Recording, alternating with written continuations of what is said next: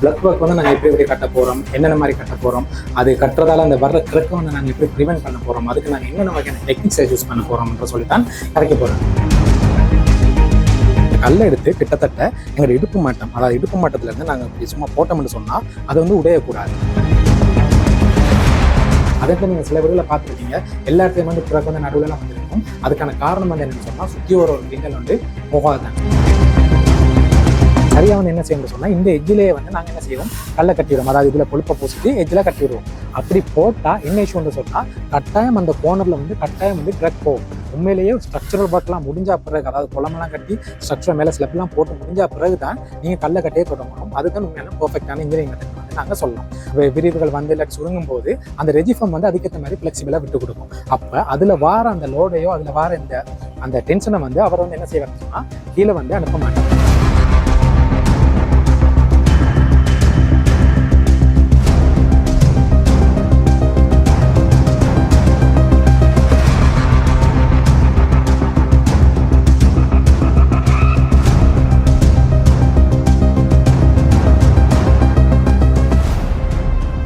Hi viewers, நான் உங்கள் சஞ்சீவன். இந்த வீடியோவில் நாங்கள் என்னத்தை பற்றி கேட்க போகிறோம்னு சொன்னால், ஒரு பிளக் ஒர்க், அதாவது பிளக் ஒர்க் வந்து எப்படி இருக்கும், அந்த பிளக் ஒர்க்கோட சைஸ் என்ன மாதிரி இருக்கும், பிளக் ஒர்க்கோட டைப் என்ன மாதிரி இருக்கும், அந்த பிளக் ஒர்க்கை நாங்கள் கட்டுற முறை எப்படி, அப்போ ஒவ்வொருத்தரும் ஒவ்வொரு மாதிரி கட்டிவினோம். ஸோ அது சரியான முறையில் எப்படி கட்டலாம், அது கட்டினா கிரக் சில இடங்களை வேற பார்க்கும், அந்த கிரக்கை நாங்கள் எப்படி தடுக்கலாம், அதுக்கப்புறம் லிண்டல் எப்படி நாங்கள் அடிக்க போகிறோம், அதாவது பிளக் ஒர்க் செய்யும்போது நாங்கள் லிண்டல் எப்படி நாங்கள் செய்து கொண்டு போகலாம், அது என்னென்ன மாதிரியான டெக்னிக்ஸில் யூஸ் பண்ணலாம், அதில் பிளவாரதை எப்படி தவிர்க்கலாம்ன்றதை பற்றி தான் இந்த வீடியோவில் வந்து நான் கதைக்க போகிறோம். ஸோ இந்த வீடியோவை நான் கதைக்கிறதுக்கு இப்போ நாங்கள் எந்த லொக்கேஷனில் இருக்கோம்னு சொன்னால் கொட்டகலையில் என்ற லொக்கேஷனில் இருக்கும். அதாவது கொட்டகலையில் நாங்கள் ஒரு 3 ஸ்டோரி பில்டிங் ஒன்று கட்டி கொண்டு போகிறோம். அதில் ஸ்ட்ரக்சரல் ஒர்க் நாங்கள் கம்ப்ளீட் பண்ணி இப்போதைக்கு பிளக் ஒர்க் வந்து நாங்கள் கிட்டத்தட்ட ஒரு 30% கம்ப்ளீட் பண்ணியிருக்கிறோம். ஸோ இந்த வீடியோவில் நாங்கள் சில விஷயங்களை நாங்கள் கதைக்கும் போது அந்த கதைக்கிற எல்லா விஷயங்களும் தான் இந்த இடத்துல நாங்கள் செய்திருக்கிறோம். ஸோ ஒன் பை ஒன்னாக இந்த வீடியோவை பார்க்கும்போது உங்களுக்கு நல்ல ஒரு நாலேஜ் வரும்னு சொல்லி நான் நினைக்கிறேன். நார்மலாக ஒரு பிளக் ஒர்க் பற்றி தெரிஞ்ச ஒரு ஆளுக்கு கிட்டத்தட்ட ஒரு 60% நாலேஜ் இருக்க மாதிரி இருந்தால் நான் 100% சொல்லுவேன். இந்த வீடியோ பார்த்த பிறகு அந்த 60% இருக்கிற நாலேஜ் இருக்கிற ஆளுக்கு கிட்டத்தட்ட ஒரு 90-95% வந்து வரும். இன்னொன்று, இந்த இதை பற்றி ஒரு ஐடியாவில், அதாவது பிளக்கை பற்றி ஒரு ஐடியாவில் இப்போ நாங்கள் ஒரு ஸ்டூடெண்ட்ஸ் எடுத்தோம்னு சொன்னால், இப்போ படிக்கிறாக்கள் எடுத்தோம்னா, ட்ரைனிங்கில் இருக்கிறார்கள், இன்டர்ன்ஷிப்பில் இருக்கிறார்கள், இல்லாட்டி அந்த விஷயமே தெரியாதாக்களுக்கு பிளக் ஒர்க்கை பற்றி ஒரு மினிமம் ஒரு 10-15% மேலே தெரியாதாக்கள் இந்த இதை பார்க்கும்போது அட்லீஸ்ட் அவங்களுக்கு ஒரு 70% ஒரு ஐடியா வரும்னு சொல்லி இப்போ நான் சொல்லிக்கொள்கிறேன். ஸோ கடைசி வரைக்கும் இந்த வீடியோ வந்து நீங்கள் ஸ்கிப் பண்ண பாருங்கள். இந்த வீடியோ பார்த்து முடியும் போது உங்களுக்கு ஏதாவது தோணலாம், ஏதாவது இதில் ஏதாவது டவுட்ஸ் வரலாம், அது சம்மந்தமாக ஏதாவது வருமா இருந்தால் நீங்கள் கட்டாயம் எங்களை கான்டாக்ட் பண்ணலாம். எங்களோட நம்பரை நாங்கள் இதில் ஷேர் பண்ணியிருப்போம். அதே நேரத்தில் எங்களுக்கு நீங்கள் ஃபேஸ்புக்கோ இல்லாட்டி நீங்கள் யூடியூப் மூலமாக வந்து நீங்கள் எந்த டைம்லையும் கான்டாக்ட் பண்ணி உங்களுக்கான டவுட்ஸையோ உங்களுக்கான சந்தேகங்களை வந்து நீங்கள் திருத்திக் கொள்ளலாம். ஓகே, நான் ஒன் பை ஒன்னாக அந்த வீடியோவில் என்னென்ன காட்ட போகிறேன்னு சொல்லி உங்களுக்கு சொல்ல போகிறேன். ஓகே, வாங்க ஒன் பை ஒன்னாக பார்ப்போம்.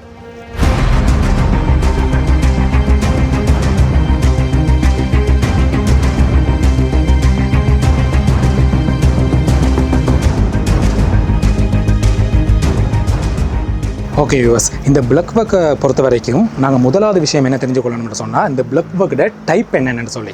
அதாவது இந்த பிளக் ஒர்க்கோட டைப் வந்து மெயினாக 2 டைப் இருக்குது. ஒன்று வந்து சொலிட், இன்னொன்று வந்து ஹாலோ பிளக்ஸ்ன்னு சொல்லுவோம். இப்போ இந்த சைட்டில் உள்ள பிளக் ஒர்க்ஸை பார்த்தீங்கன்னு சொன்னால், இந்த பிளக்கை பார்க்க தெரியும் உங்களுக்கு பாருங்கள், இந்த சொலிட். அதாவது இந்த பிளக்கோட 4 பக்கமே வந்து ஃபுல்லாக ஒரு ஹொலவும் இல்லாமல் இருக்கும். உங்களுக்கு பார்க்க தெரியும் என்ன மாதிரிண்டா ஃபுல்லாக இருக்குது. அப்போ இதுக்கு தான் சொல்கிறது என்னென்னு சொன்னால் சொலிட் பிளக் ஒர்க்னு வந்து சொல்கிறது. அடுத்தது வந்து என்னென்னு சொன்னால் ஹொலோ பிளக்னு என்னென்னு சொன்னால் கிட்டத்தட்ட இதில் வந்து சின்ன சின்ன ஹோல்ஸ் இருக்கும். அதுதான் சொல்கிறது நாங்கள் ஹொலோ பிளக்ஸ்ன்னு சொல்கிறது. ஸோ அதுதான் மெயின் டைப். அதாவது சில்லாங்க யூஸ் பண்ணுற மெயின் டைப் வந்து அந்த 2 தான். ஓகே வாஸ், அதுக்கப்புறம் நாங்கள் இந்த பிளக் ஒர்க்கோட திக்னஸை பற்றி கதைக்க பண்ணோம்னு சொன்னால், பிளக் ஒர்க்கோட திக்னஸ் வந்து ஸ்ரீலங்காவை பொறுத்த வரைக்கும் மொத்தம் 3 வகையான திக்னஸில் தான் நாங்கள் செய்கிறோம். அதாவது ஸ்ரீலங்கா வந்து அவைலபிளாக இருக்கிறது வந்து அந்த 3 திக்னஸ் தான். ஸோ முதலாவது திக்னஸ் வந்து ஒன்று 4 இன்ச்சு, இன்னொன்று 6 இன்ச்சு, இன்னொன்று 8 இன்ச்சு. அதாவது 4, 6, 8 நான் என்னத்தை கதைக்கிறேன்னு சொன்னால் இதில் காட்டி கதைக்கிறேன். இந்த பக்கத்தை தான் சொல்கிறது வந்து அதில் திக்னஸ் என்ன மாதிரின்னு சொல்லி. இப்போ இந்த கல்லை பொறுத்த வரைக்கும் நாங்கள் இதில் சைட்டில் செய்கிற கல் வந்து 4 இன்ச்சு அகலமாக இருக்க போகுது. அதுக்கப்புறம் இதில் லென்த்தையும் நாங்கள் அந்த வித்தையும் பார்த்தோம்னு சொன்னால் அது வந்து 3 வகையானது தான் சிலங்காலையும் நார்மலாக இருக்கிறது. அதை பொறுத்த வரைக்கும் எப்படின்னு சொன்னால், நார்மலாக வந்து ஒன்று வந்து 6 இன்ச்சு, அதாவது அது 12 இன்ச்சுக்கு 6 இன்ச்சு வரும் ஒன்று, இன்னொன்று வந்து 14க்கு 7 வரும், இன்னொன்று வந்து 16க்கு 8 வரும். அப்போ இந்த கல்ட சைஸ் வந்து பார்த்தீங்கன்னு சொன்னால் இது சரியாக 14க்கு 7 இருக்குது. ஆனால் அப்கண்ட்ரியை பொறுத்த வரைக்கும் இல்லாட்டி கொழும்பை பொறுத்த வரைக்கும் நாங்கள் யூஸ் பண்ணுற கல் எப்படி இருக்குன்னு சொன்னால் கூடுதலாக இந்த சைஸ் தான், அதாவது 14க்கு 7 தான் இருக்க போகுது. இதை விட அடுத்த செக்ஷன் தான் 16க்கு 8. அது பெருசாக வந்து நாங்கள் யூஸ் பண்ணுறது இல்லை. ஸோ என்ன சொன்னால் அதை நாங்கள் தூக்கி வைக்கிறது, டிரான்ஸ்போர்ட் பண்ணுறது, அதை எடுத்து வைக்கிறது, அப்புறம் மேசனாக்களுக்கு செய்யறதெல்லாம் கொஞ்சம் கஷ்டம். ஸோ இது வந்து கொஞ்சம் மெவரேஜாக இருக்கிறதால கரெக்டான அப்கண்ட்ரி அங்கே கொழும்பை பொறுத்த வரைக்கும் நாங்கள் இதை தான் நாங்கள் யூஸ் பண்ணுறோம்.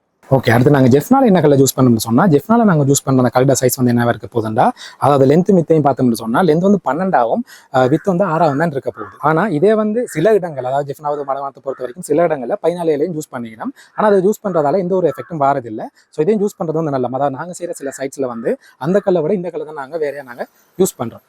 ஓகே வியூவர்ஸ், இப்போ நாங்கள் பிளக் பக்கெட் சைஸை பற்றி பார்த்துட்டோம், பிளக் பக்கெட் டைப் என்னென்ன இருக்குன்னு பார்த்துட்டோம். இந்த சைஸை, அதாவது இந்த சைஸை பொறுத்த வரைக்கும் அந்த ஒவ்வொரு அந்த லென்த் மித்தும் வேறு வேறு மாதிரி இருக்கும்னு பார்த்தோம். ஸோ அதுக்கு வந்து கட்டுறதுக்கும் அதால் பில்டிங்க்கு எதுவுமே எஃபெக்ட் வர மாதிரி இருந்தால் அது எந்த ஒரு எஃபெக்டும் வரதில்லை. ஏன்னா அது 14 லென்த்தாக இருக்கலாம், இல்லாட்டி 12 இருக்கலாம், இல்லாட்டி 16 இருக்கலாம், எல்லாமே கிட்டத்தட்ட சேம் தான். அது கட்டும்போது ஆக்களுக்கு ஈஸியோ இல்லாட்டி கஷ்டமானது மட்டும் அந்த இஷ்யூவே தவிர அதில் பெருசாக நாங்கள் கதைக்கிற அளவுக்கு ஒன்றுமே இல்லை. ஆனால் இந்த திக்னஸ் இருக்கலாம், அந்த 4 இன்ச்சு 6 இன்ச்சு 8 இன்ச்சு இதை நாங்கள் எந்தெந்த மாதிரியான இடங்களை யூஸ் பண்ணோம்னு சொன்னால், நார்மலாக ஒரு வீடுகளுக்கு சும்மா நார்மலாக நாங்கள் யூஸ் பண்ணுறோம்னு சொன்னால் 4 இன்ச்சுன்ற அந்த கல்லை வந்து நாங்கள் யூஸ் பண்ணலாம். அதாவது அந்த திக்னஸ் வந்து இப்போ நார்மலாக நாங்கள் ஒரு சிங்கிள் ஸ்டோரியோ 2 ஸ்டோரியோ கட்டோம்னா 4 இன்ச்சுன்றது ஓரளவு ஓகேவே இருக்க போகிறார். அதுக்கப்புறம் 6 இன்ச்சு நாங்கள் ஏன் ட்ரைஸ் பண்ணோம்னு சொன்னால், 6 இன்ச்சு வந்து கொஞ்சம் அந்த திக்னஸை பார்க்கும்போது கொஞ்சம் தடிப்பம் கொஞ்சம் கூடவே இருப்பார். இப்போ 4 இன்ச்சை விட அந்த 6 இன்ச்சின் ஓலை பார்க்கும்போது உங்களுக்கு பழைய காலத்துலலாம் பார்த்தீங்கன்னு சொன்னால் 8 இன்ச்சு இல்லாட்டி 9 இன்ச்செல்லாம் இருக்கும். அப்போ அந்த வீடை பார்க்கும்போது அந்த திக்னஸ் வந்து கொஞ்சம் கூட அது வர அந்த அழகு வந்து நல்லா இருக்கும். ஸோ அதுவும் இன்னொன்று அது அந்த லோடை தாங்கக்கூடிய தன்மையும் வந்து கூடவே இருக்கும். ஆனால் அது 6 இன்ச்சு 8 இன்ச்சு தான் கட்டாயம் லோடை பார்க்கணும், அதுக்காக நாங்கள் 6 8 கட்டாயம் எல்லா இடத்துலையும் கட்டணும்னு இல்லை. நாளை கட்டிட்டு இந்த 6 8 உங்களுக்கு ஏதாவது ஒரு என்ட்ரன்ஸ் இல்லாட்டி லிவிங் ஏரியா இல்லாட்டி ஆக்கள் பார்க்குற ஏரியாக்கள் ஏதாவது இருக்குமே இருந்தால் இதை நீங்கள் யூஸ் பண்ணலாம். ஒரு வேளை யூஸ் அது இல்லை, அது பிரச்சனை இல்லை, 4 இன்ச்சாவே இருந்தாலும் பரவாயில்லைன்னு சொன்னால் நாங்கள் 4 இன்ச்சாவே போய்க்கொள்ளலாம். ஸோ இன்கேஸ் நாங்கள் பாத்ரூம் எடுத்து பொறுத்துக்கோம், பாத்ரூமில் சில நாங்கள் பைப்லைன்லாம் போடுறதால அந்த 4 இன்ச்சியை தவிர 4 இன்ச்சும் ஓகே இருக்கும். இன்கேஸ் எங்களுக்கு டபுள் உங்களுக்கு ஒரு உங்களுக்கு ஓகே அதை விட கொஞ்சம் நல்ல ஒரு இதுக்கு போகணுமா இருந்தால் நாங்கள் 6 இன்ச்சு இல்லை 8 இன்ச்சே போகலாம். பட் கட்டாயம் போகணும்ன்ற அவசியம் இல்லை. நிறைய பைப்லைன்ஸ் அதெல்லாம் போகுமா இருந்தால் அந்த போல்டு அகலம் வந்து கூடவா இருக்கிறது வந்து நல்லா இருக்க போகிறேன். அதுக்கப்புறம் வந்து இப்போ சைஸஸை பற்றி பார்த்துட்டோம். அதுக்கப்புறம் நாங்கள் என்னத்தை பற்றி பார்க்க போகிறோம்னா இந்த டைப் என்னென்னு பார்க்க போகிறோம். அதாவது இந்த solid and ஹொலோவாக இருக்க போகுது. உண்மையிலேயே ஸ்ட்ராங்காக பார்த்தீங்கன்னு சொன்னால் இந்த solid வந்து ஸ்ட்ராங் தான் கூடவே இருக்க போகுது. ஆனால் அந்த ஹொலோ வந்து நாங்கள் ஏன் யூஸ் பண்ணோம்னு சொன்னால், அந்த ஹொலோ வந்து கிட்டத்தட்ட 2-3 ஹொலோஸ் அதில் இருக்கிறதால வந்து அதில் என்ன நன்மைன்னு சொன்னால், அந்த நாங்கள் வீடை கட்டினாலும் உள்ளுக்குள்ளே வந்து அந்த ஹேர் வந்து இருக்க போகுது. அதாவது வந்து நாங்கள் இப்போ வெளியே வந்து எங்களுக்கு விண்டர் காலம் இருக்குமா இருந்தால் உள்ளுக்கு வந்து நாங்கள் அதை வந்து என்ன செய்யணும்னு சொன்னால், அது ஒரு ஹீட்டான இதுலேயே சூடாகவே உள்ளுக்குள்ளே பில்டிங் வச்சு கொள்ள போகிறோம். அதே நேரத்தில் வந்து வெளியே வந்து எங்களுக்கு வந்து சமராக இருக்குமா இருந்தால் எங்களுக்கு பில்டிங் உள்ளுக்கு வந்து அவர் அந்த கூலை வந்து அவர் மெயின்டைன் பண்ணுவார். இது வந்து கூடுதலாக அதுக்காக தான் அந்த ஹொலோ பிளக்ஸ்ன்றதை நாங்கள் கட்டாயம் யூஸ் பண்ண போகிறோம். நார்மலாக இந்த பிளக்கை யூஸ் பண்ணுறதை விட நாங்கள் வந்து இந்த பிரிக்கை யூஸ் பண்ணால் வந்து அது இன்னும் நல்லா இருக்கும். அதாவது இது வந்து கடத்துகிற திறனை விட பிரிக் வந்து அதை கடத்துகிற திறன் வந்து கடும் குறைவாக இருக்கும். அதால் நார்மலாக வந்து யாழ்ப்பாணம் இல்லாட்டி கொழும்புல வந்து நாங்கள் யூஸ் பண்ணுறது வந்து பிரிக்காக இருக்கும். ஆனால் இந்த பிளக் ஒர்க்கோட கொஸ்ட்டை விட அதோட கொஸ்ட் வந்து 2.5 மடங்கு 3 மடங்கு வரைக்கும் அதோட கொஸ்ட் வந்து வரும். ஸோ அதால் நாங்கள் கொஸ்ட்டை நாங்கள் பார்ப்போம்னு சொன்னால் அது போகாமல் நாங்கள் ஹொலோவில் பார்க்கலாம். ஆனால் அதே ஹொலோவில் பார்க்கும்போது 4 இன்ச்சில் ஹொலோ ஆகிறது வந்து கொஞ்சம் ஸ்ட்ராங் இருக்காது. அதே 6 இன்ச்சு 8 இன்ச்சில் ஹொலோ போகிறது வந்து ஓகே இருக்கும். இப்போ எல்லாத்துக்கும் அது கட்டாயம் நாங்கள் ஃபாலோ பண்ணணும் இல்லை. இன்கேஸ் நாங்கள் ஃபாலோ யூஸ் பண்ணி அப்படியெல்லாம் இருக்கணுமா இருந்தால் நாங்கள் 6 இன்ச்சு இல்லாட்டி 8 இன்ச்சு கல்ல போகிறது நல்லம். என்னை பொறுத்த வரைக்கும் 4 இன்ச்சில் ஃபாலோ போகிறது வந்து நான் அதை ரெக்கமெண்ட் பண்ண மாட்டேன். ஏன்னா அது ஸ்ட்ராங் வந்து அதில் இருக்காது. ஆனால் அது நீங்கள் ஃபாலோ கட்டாயம் போகணுமா இருந்தால் 6 இன்ச்சு 8 இன்ச்சு போகலாம். இதை விட நல்ல கொஸ்டோ அது பிரச்சனை இல்லை. நாங்கள் இது இன்னும் நல்லா கடத்துறத்தன்மை எங்களுக்கு கடத்துறத்தன்மை குறைவாக இருக்கணும்னு சொன்னால் நீங்கள் கட்டாயம் பிரிக்கை பற்றி போகலாம். அந்த பிரிக்கோட திக்னஸ் வந்து பிரிக்கை பற்றி நாங்கள் இன்னொரு வீடியோவில் கதைப்போம். நார்மலாக ஜஸ்ட் ஒரு ஐடியாக்காக தான் நான் அதை பற்றி சொல்கிறேன். ஸோ உங்களுக்கு இந்த வீடியோவில் இது வரைக்கும் நான் கதைச்ச விஷயத்தை வச்சு உங்களுக்கு சைஸை பற்றியும் சொல்லிட்டேன், அது டைப்பை பற்றியும் சொல்லிட்டேன். அடுத்து வந்து நாங்கள் இந்த பிளக் ஒர்க் மேனுஃபேக்சரிங் இருக்கலாம். இந்த மேனுஃபேக்சரிங் வந்து ஒவ்வொரு சைட்லையும் ஒவ்வொரு மாதிரி இருக்கும். ஸோ மேனுஃபேக்சரிங் பற்றி நான் இந்த வீடியோவில் கதைக்க போனால் அதுக்கே எங்களுக்கு நிறைய டைம் எடுக்கும். உண்மையில மேனுஃபேக்சரிங் பற்றி கதைக்க போனால் அதில் நான் இன்னும் லேர்ன் பண்ணியிருக்கேன். இன்னும் கொஞ்சம் ஒரு 80% நான் லேர்ன் பண்ணிட்டு சொல்லலாம். இன்னும் 20% நான் லேர்ன் பண்ணியிருக்கேன். ஸோ அதை லேர்ன் பண்ண பிறகு அந்த வீடியோ பற்றி கிட்டத்தட்ட அது ஒரு 1/2 hour இல்லாட்டி 1 hour வீடியோ வரும். அதை பற்றி நான் வேறையா சொல்லுவேன். அதில் ஒரு சீமந்தில் எத்தனை கல் நாங்கள் மேனுஃபேக்சர் பண்ணலாம், அது என்ன குவாலிட்டியில் இருக்கணும், என்ன மிக்சிங்கில் இருக்கணும் என்று சொல்லி நான் இன்னொரு வீடியோவில் கதைக்கலாம். பட் இதில் நான் எதுக்கு போய் சொல்ல போகிறோம், ஒரு கல் ஒன்று சைட்டுக்கு வந்த பிறகு அந்த கல்லை வந்து நாங்கள் எப்படி நாங்கள் செக் பண்ணலான்றதை பற்றி இதில் நான் சொல்ல போகிறேன். ஸோ வாங்க ஒரு கல்லை நாங்கள் எப்படி செக் பண்ணலாம்னு சொல்லி நான் இப்போ சொல்கிறேன். ஓகே வியூவர்ஸ், இப்போ நாங்கள் ஒரு கல் சைடுக்கு வந்த பிறகு அதை எப்படி நாங்கள் செக் பண்ணலாம்னு சொன்னால், இந்த கல்லை எடுத்து கிட்டத்தட்ட எங்களோட இடுப்பு மட்டம், அதாவது இடுப்பு மட்டத்திலேருந்து நாங்கள் இப்படி சும்மா போட்டோம்னு சொன்னால் அது வந்து உடையக்கூடாது.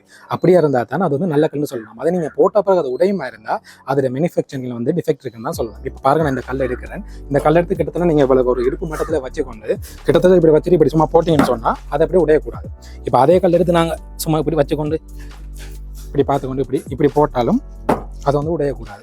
ஸோ இவ்வளோ தூரத்துலேருந்து போடும்போது இது உடையாமல் இருக்கும். நாங்கள் சும்மா இந்த கல் ஓகே நல்லா ஸ்ட்ராங்காக இருக்குது, பார்க்கும்போது தெரியும் பாரமாக இருக்குது. சும்மா நம்ம இன்னும் இவ்வளோ இருந்து போட்டாலே போதும். ஒரு வடிகாட்டி ஓகே.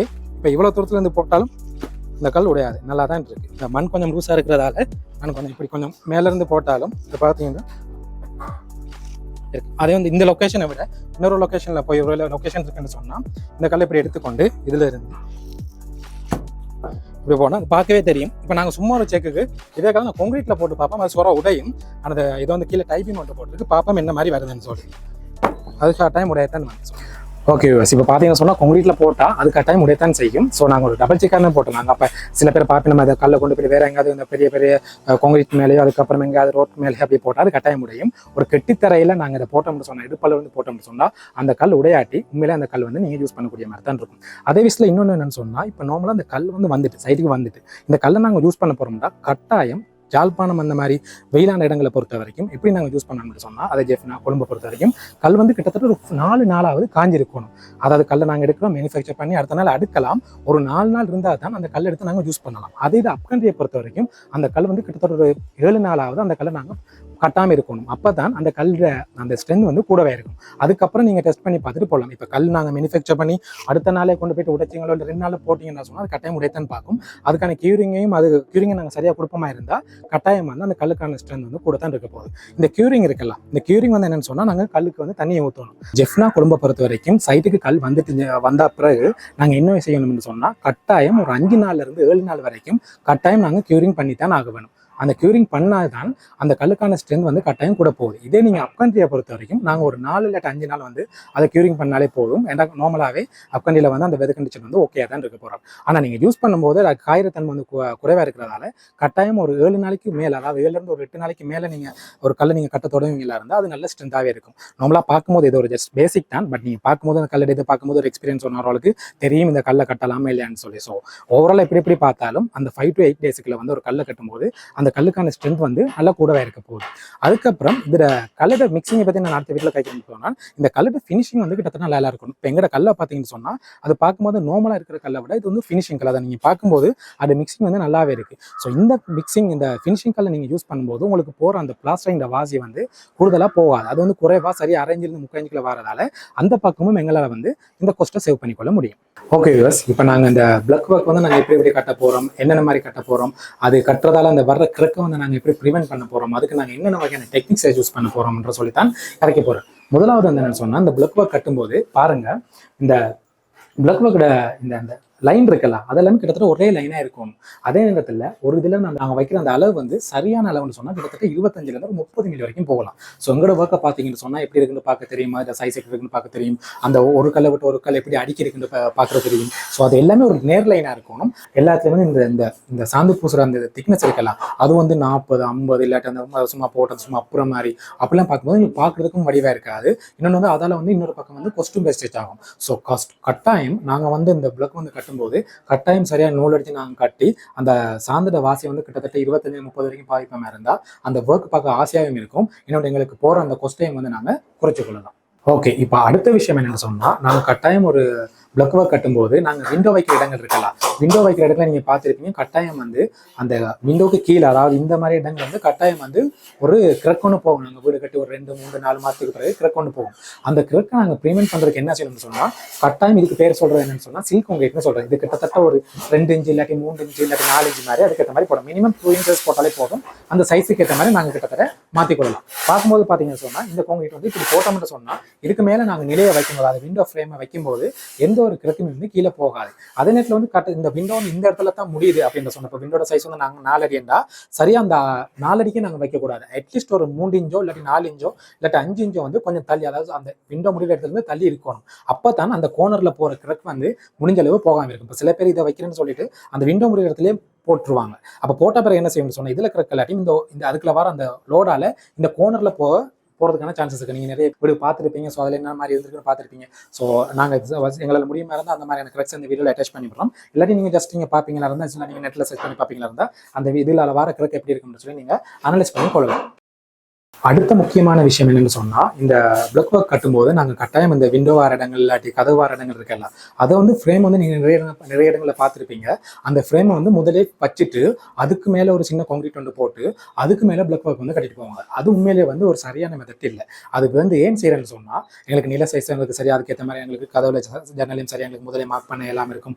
சில ஆட்களுக்கு அது மார்க் பண்ணுறதுல கொஞ்சம் டிஃபிகல்ட் இருக்கிற மாதிரி இருக்கும். இன்னொன்று வந்து அந்த ஒர்க் வந்து நாங்கள் டக்குன்னு செஞ்சுட்டு ஃப்ரேமையும் இதையும் வச்சுட்டு நாங்கள் வந்து மேலே வந்து கொங்கிட்ட போட்டுட்டு ஒரே நாளில் செஞ்சுட்டு போயிடலாம். அதுக்கான பெரிய ஒரு டைம் ஒன்றும் எடுக்காததால் ஆக்கள் என்ன செய்யணும்னு சொன்னால், அதை தான் கூடுதலாக ஒரு 80 to 90% ஆக்கள் வந்து அந்த தான் செய்கிறது. பட் நாங்களோ இல்லாட்டி நல்ல ஒரு கம்பெனியான ஆக்களோ வந்து அந்த இதை வந்து செய்கிறதில்ல. என்ன செய்யறதுன்னு சொன்னால், முதலே வந்து நாங்கள் வந்து விண்டோ வர சைஸை முதலே நாங்கள் பிளான் பண்ணி அதுக்கான ட்ரோவிங் எல்லாம் எடுத்த பிறகு அதுக்கான அந்த இடைவெளியை வந்து நாங்கள் முதலே வச்சுக்கொள்ளும். அதோட ஹைட், அதாவது அந்த விண்டோ எந்த இடத்துல தொடங்க போகுது, அதாவது அந்த இடத்துல எந்த இடத்துல விண்டோ தொடங்க போகுதுன்ற அந்த இடத்த பார்த்து நாங்கள் சரியாக சில் கொங்கிட்ட போட்டு விடுவோம். அதை தொடங்கின பிறகு அது எந்த இடத்துல முடிய போகுன்ற சரியான டிமென்ஷனை நாங்கள் சைட்டுக்கு வழங்கி அந்த இடத்துல சரியான ஒரு லிண்டல், அதாவது ஒரு பீம் மாதிரி அது தொழிற்பட போகிறேன். இப்போ இதை பார்த்தீங்கன்னா தெரியும், நாங்கள் முதலே எவ்வளோ கஷ்டப்பட்டு நாங்கள் அந்த லிண்டலை வந்து நாங்கள் அடிக்கிறோம்னு சொல்லி லிண்டலில் அடிச்சுட்டு பிறகு கிட்டத்தட்ட நாங்கள் இதெல்லாம் முடிஞ்சு இல்லாட்டி ஸ்லப் ஒர்க் இல்லாட்டி ரூஃப் ஒர்க்லாம் நாங்கள் முடிஞ்ச பிறகு தான் கொண்டு வந்து அந்த ஃப்ரேமை வந்து நாங்கள் ஃபிக்ஸ் பண்ணிட்டு தான் நாங்கள் பிளாஸ்டர் ஒர்க்கு போவோம். அதை நீங்கள் சில இடங்களை பார்த்துருப்பீங்க, முதலே கொண்டு வச்சு முதலே லிண்டு அதுக்கு மேலே லிண்டலை போட்டு அந்த மழையோ இல்லாட்டி வெயிலோ எல்லா டைம்லையும் அது நனைஞ்சு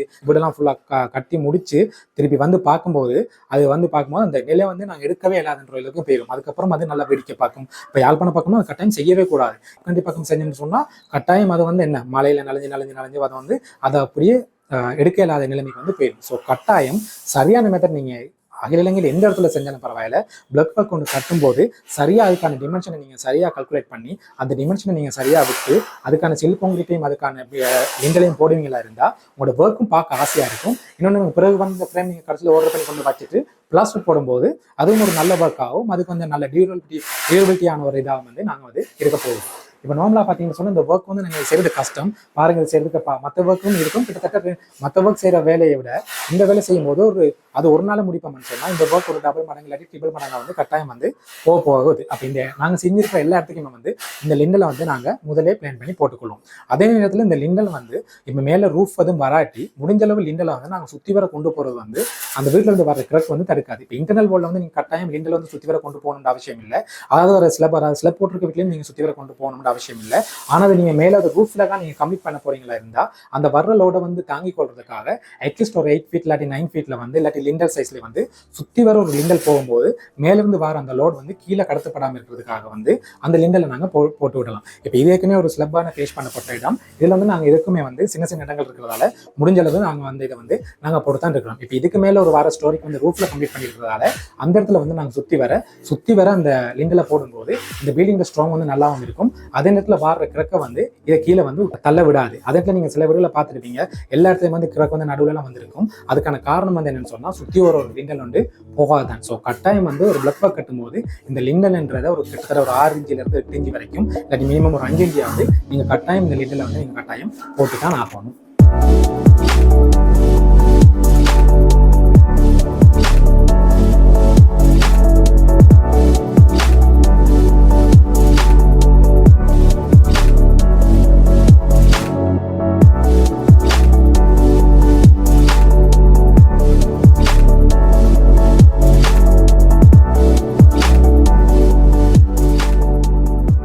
ஓகே, இப்போ அடுத்து நான் என்னத்தை பற்றி காய்க்க போகிறோம்னு சொன்னால் மிக முக்கியமான விஷயம் என்னென்னு சொன்னால், நார்மலாக பார்த்துருப்பீங்க, எத்தனை இடங்களில் நீங்கள் பார்த்துருப்பீங்களோ தெரியல, சில பேருக்கு விஷயம் தெரிஞ்சாங்களுக்கு தெரியும். என்னென்னு சொன்னால், நாங்கள் ஒரு ஸ்லப் போட்ட ஒரு வீட்டுக்கு, அதாவது ரூஃப்ன்ற ஸ்ட்ரக்சரை விட்டுட்டு ஒரு ஸ்லப் போடுற ஒரு வீட்டுக்கு நாங்கள் கிட்டத்தட்ட பிளக் ஒர்க் வந்து நாங்கள் கீழேருந்து மேலே வரைக்கும் கட்டி கொண்டு போகும்போது மேலே அதாவது அந்த பீம்லேயோ இல்லாட்டி ஸ்லெப்லேயோ வந்து அந்த இதில் வந்து நாங்கள் அந்த பிளக் ஒர்க் வந்து அந்த ஒற்றை இடம் இருக்கலாம், அந்த இடத்த வந்து நாங்கள் நேரடியாக போயிட்டு பிளக் ஒர்க்கை நாங்கள் அதில் வச்சோம்னு சொன்னால், அதாவது அந்த என்ன இஷ்யூ வரும்னு சொன்னால் கட்டாயம் கிரக் போயிருக்கும். நீங்கள் நிறைய இடங்களை பார்த்துருப்பீங்க. அதுக்கான காரணம் என்னென்னு சொன்னால், இந்த பீம் இருக்கலாம், அந்த பீம் வந்து வெயில் காலத்தில் வந்து என்ன செய்யணும்னு சொன்னால் கொஞ்சம் விரிய பார்ப்பேன், அதே நேரத்தில் வந்து குளிர்காலத்தில் வந்து கொஞ்சம் சுருங்க பார்க்கும். ஸோ இருக்கிற பிளக் ஒர்க்கை நாங்கள் அப்படியே வச்சுக்கொண்டு அதில் சின்ன ஒரு எக்ஸ்டென்ஷன் வந்தால் கூட என்ன ஆகும்னு சொன்னால் அதுக்கான அந்த வர்ற அந்த லோடை வந்து தாங்கிறதுக்கு வந்து வேற அதை போகிறதுக்கான சரியான இடம் ஒன்று இருக்காது. அப்போ என்ன செய்யணும்னு சொன்னால் அதில் லோடை வந்து நேராக வந்து அது பிளக் ஒர்க்கு தான் அனுப்புவேன். அப்படி வரும்போது அந்த பிளக் ஒர்க் என்ன செய்யும், கட்டாயம் கிரக் வரும். ஸோ அதுதான் நீங்கள் என்ன செய்யணும்னு சொன்னால் அந்த இடத்துல நாங்கள் ரெஜிஃபார்ம் ஒன்றை கடைசி, அதாவது லாஸ்ட் லைன் இருக்குல்ல, அந்த லாஸ்ட் லைனில் வந்து நான் என்ன செய்யணும்னு சொன்னால்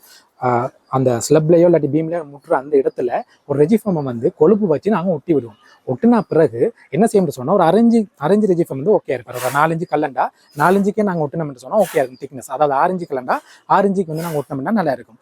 வெயில் காலமோ குளிரான காலங்கள்லையோ அதில் வந்து சின்ன ஒரு விரிவுகள் வந்து இல்லாட்டி சுருங்கும் போது அந்த ரெஜிஃபம் வந்து அதுக்கேற்ற மாதிரி ஃப்ளெக்சிபிளாக விட்டு கொடுக்கும். அப்போ அதில் வார அந்த லோடையோ அதில் வார அந்த டென்ஷனை வந்து அவர் வந்து என்ன செய்வார்னு சொன்னால் கீழே வந்து அனுப்ப மாட்டார். அப்போ அதுக்காகத்தான் செய்கிற மாதிரி இந்த வீடியோவில் பார்த்தா உங்கள் வீடியோவில் பார்த்தா தெரியும். அந்த ரெஜிஃபார்மை வந்து அதில் நாங்கள் பேஸ்ட் பண்ணி ஒட்டியிருப்போம்.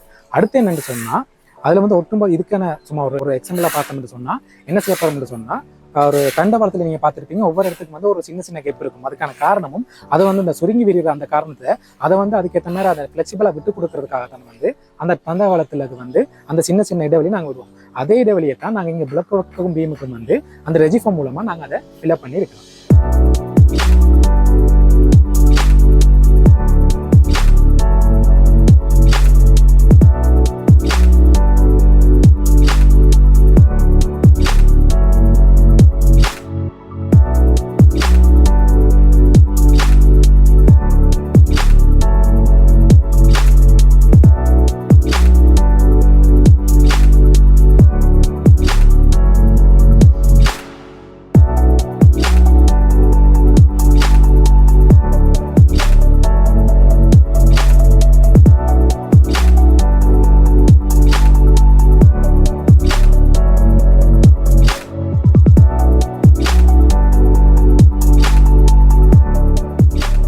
அடுத்த முக்கியமான விஷயம் என்னன்னு பார்த்தோம்னு சொன்னால் எல்லாம் பார்த்துருப்பீங்க நாங்கள் இப்படி தூண் இருக்கு. தூணுக்கும் இப்போ நார்மலாக அந்த தூண் இருக்குன்னு வைங்களேன். இந்த தூண் இந்த 2 தூண் இருக்கு. இந்த 2 தூணுக்கு இடையில நாங்கள் கல் கட்ட போகிறோம். அந்த கல் கட்டும்போது நாங்கள் என்ன செய்வோம்னு சொன்னால் சரியாக வந்து என்ன செய்வோம்னு சொன்னால் இந்த எஜ்ஜிலேயே வந்து நாங்கள் என்ன செய்வோம் கல்லை கட்டிவிடுவோம். அதாவது இதில் கொழுப்பை பூசிட்டு எஜ்ஜில் கட்டி விடுவோம். அப்படி போட்டால் என்ன இஷ்யூன்னு சொன்னால் கட்டாயம் அந்த கோர்னரில் வந்து கட்டாயம் வந்து கிராக் போகும். ஸோ அதுக்கு நாங்கள் என்ன செய்யணும்னு சொன்னால் கட்டாயம் அந்த எஜ்ஜில் இருந்து அட்லீஸ்ட் ஒரு 3 இல்லாட்டி 4 இன்ச்சு இடைவெளி விட்டுட்டு தான் கல்லை கட்டணும். கல் கட்டி முடிஞ்சா பிறகு அந்த தூணுக்கும் அந்த கல்லுக்கும் இடையில அந்த கொங்கிரீட்டை நாங்கள் போடும். அதாவது அந்த கொங்கிரீட்டுக்கு நாங்கள் சொல்றது ஸ்டிஃப்ன குளம் வந்து அதை நாங்கள் போட்டோம்னு சொன்னால் கட்டாயம் அதில் போகிற கிரக்க வந்து நாங்கள் கட்டாயம் அதை வந்து நாங்கள் ப்ரிவென்ட் பண்ணலாம். அதாவது எந்த பக்கமாக இருந்தாலும் பக்கம், இந்த பக்கமாக இருந்தாலும் பக்கம், இந்த பக்கமாக இருந்தாலும் பரவாயில்ல. அந்த பிளக் ஒர்க் எங்கெல்லாம் இருந்து வந்து அந்த பழைய குளமோட அது அதில் ஜாயிண்ட் ஆகுதோ அந்த இடத்துல எல்லாம் நீங்கள் திருப்பி ஒரு கொங்கிரீட்டை போடுவீங்களா இருந்தால், அதாவது கல் கட்டி முடிச்சா பிறகு அந்த கெப்பை நீங்கள் திருப்பி மறைப்பீங்களா இருந்தால் கட்டாயம் அதில் வர கிரக் வந்து வராது. இப்போ நார்மலாக இதில் இருக்குது, இதில் நீங்கள் கல்லை கட்ட போகிறீங்க. கல் கட்ட முதல்ல இதை நாங்கள் என்ன செய்யணும்னு சொன்னால் முதல்ல சிப் பண்ணிடுவோம். சிப் பண்ணிட்டு கல்லை கட்ட இல்லாட்டி நாங்கள் கல்லை கட்டின பிறகு எங்களுக்கு பிறகு போய் கொங்கிரீட் போடும்போது சிப் பண்ண தானே. ஸோ சிப் பண்ணிட்டு கல்லை கட்டின பிறகு நாங்கள் வந்து கொங்கிரீட்டை போட்டோம்னு சொன்னால் அவர் நல்லா பொண்டாகி கொள்வார். ஸோ அதில் வர கிரக்கு வந்து இல்லாமல் செய்து கொள்ளலாம். சில பேர் என்ன செய்யணும்னு சொன்னால் கல் கட்டி கொண்டு போகும்போதே பீமையும் கல்லை கட்டி கொண்டு அதிலேயே குழம்பு கட்டி கொண்டு ஸோ இதுலேயும் கல்லை கட்டி கொண்டு திருப்பி இந்த குளத்தை போட்டு மேலே கல்லெல்லாம் கட்டி முடிஞ்ச பிறகு திருப்பி என்ன செய்யணும்னு சொன்னால் ஸ்லெப் போடணும். அது ஒரு நல்ல ஒர்க்னு சொல்ல முடியாது. உண்மையிலேயே ஸ்ட்ரக்சரல் ஒர்க்லாம் முடிஞ்ச பிறகு, அதாவது குளமெல்லாம் கட்டி ஸ்ட்ரக்சர் மேலே ஸ்லெப்லாம் போட்டு முடிஞ்ச பிறகு தான் நீங்கள் கல்லை கட்டியே தொடங்கணும். அதுதான் உண்மையான பர்ஃபெக்டான இன்ஜினியரிங் மெத்தட் வந்து நாங்கள் சொல்லலாம். அதுக்கப்புறம் ஒரு முக்கியமான விஷயம் என்ன சொன்னால், இப்போ நீங்கள் ஸ்லெப் போட்டுட்டீங்க, மேலே கல் கட்ட போகிறீங்க. அந்த இடத்துல நாங்கள் என்ன செய்யணும்னு சொன்னால் கட்டாயம் கீழே வந்து ஒரு சின்ன சிப் பண்ணி ஆகணும். சிப் பண்ணி எடுத்த பிறகு தான் நீங்கள் பாதாம் பூசி அதை வந்து நீங்கள் என்ன செய்ய போகிறதுனா கட்டாயம் வந்து கல்லை வைக்கணும். நீங்கள் அதை நீங்கள் சிப் பண்ணாமல் நீங்கள் சும்மா நார்மலாக கொழுப்பு போட்டு செய்வீங்களா இருந்தால் அது வந்து அந்த அதோட உறுத்தன்மை இல்லாமல் அந்த இடத்துல ஒரு சின்ன கிரக் போக பார்க்கும், இல்லாட்டி அதோட ஸ்ட்ரென்த் வந்து குறைய பார்க்கும். ஸோ கட்டாயம் நீங்கள் ஸ்லெப்புக்கு மேலே ஸ்லெப் ஒரு நாள் போட்டிருக்க போகிறோம், அதுக்கு பிறகு பிளக் பாக் இன்னொரு நாள் கட்ட போகிறோம்னு சொன்னால் கட்டாயம் வந்து நாங்கள் அந்த இடத்துல கட்டாயம் சிப் பண்ணி செய்ய மாதிரி இருந்தால் அந்த ஒர்க் வந்து கட்டாயம் வந்து பர்ஃபெக்டான ஒர்க்காக இருக்கும். ஓகே வியூவர்ஸ், நான் இப்போ இந்த வீடியோவில் நிறைய விஷயங்களை கழிச்சிருக்கிறேன். ஸோ நான் படித்து கொண்ட விஷயங்கள், நான் சைட்டில் எடுத்துக்கொண்ட விஷயங்கள், இந்த எக்ஸ்பீரியன்ஸில் நான் கற்றுக்கொண்ட விஷயங்கள் சொல்லி நிறைய விஷயங்களை ஷேர் பண்ணியிருக்கேன். ஸோ அதே விஷயங்களை தான் கட்டாயம் நான் செய்கிற எல்லா சைட்லையும் வந்து கட்டாயம் ஃபாலோ பண்ணி கொண்டு போகிறேன். ஸோ நீங்கள் பார்க்கும்போது உங்களுக்கு எல்லாமே தெரிஞ்சிருக்கும். ஸோ இதில் உங்களுக்கு சில டவுட்ஸ் வந்திருக்கும், இதில் ஏதாவது உங்களுக்கு வேறு ஏதாவது உங்களுக்கு ஐடியாஸ் வந்திருக்கும். ஸோ அப்படி ஏதாவது டவுட்ஸ் இல்லாத உங்களுக்கு ஏதாவது ஐடியா வந்திருக்குமா இருந்தால் நீங்கள் கட்டாயம் எங்களோட நீங்கள் ஷேர் பண்ணுங்கள். உங்களுக்கு ஏதாவது டவுட்ஸ் இல்லாட்டி உங்களுக்கு ஒரு கன்ஸ்ட்ரக்ஷன் செய்யணும் இல்லாட்டி இந்த மாதிரி செய்யணும் அப்படின்னு சொன்னால் நீங்கள் கட்டாயம் எங்களோட கான்டாக்ட் நம்பர் மூலமாக எங்களை நீங்கள் கான்டாக்ட் பண்ணுங்கள். அதாவது நீங்கள் எங்களோட நம்பர் நாங்கள் இதில் ஷேர் பண்ணியிருக்கோம், இல்லாட்டி எங்களை சோஷியல் மீடியா ஃபேஸ்புக் யூடியூப் மூலமாகவும் நீங்கள் எங்களை கட்டாயம் வந்து நீங்கள் எங்களை கான்டாக்ட் பண்ணலாம். ஸோ தொடர்ந்து இந்த வீடியோ பார்த்ததுக்கு உங்களுக்கு நன்றி. தெரிஞ்சாக்க இந்த வீடியோ ஷேர் பண்ணுங்கள். தொடர்ந்து எங்களோட யூடியூப் சேனல் நீங்கள் சப்ஸ்கிரைப் பண்ணியிருக்காட்டி கட்டாயம் அதை சப்ஸ்கிரைப் பண்ணுங்கள். ஸோ நாங்கள் அடுத்த ஒரு புது வீடியோவில் ஒரு புது கான்செப்டோட உங்களை நான் அடுத்த வீடியோவில் சந்திக்கிறேன். ஸோ அது வரைக்கும் உங்களிலிருந்து நான் விடைபெறுவது நான் உங்கள் Sanjeevan from micrometres private limited. Thank you.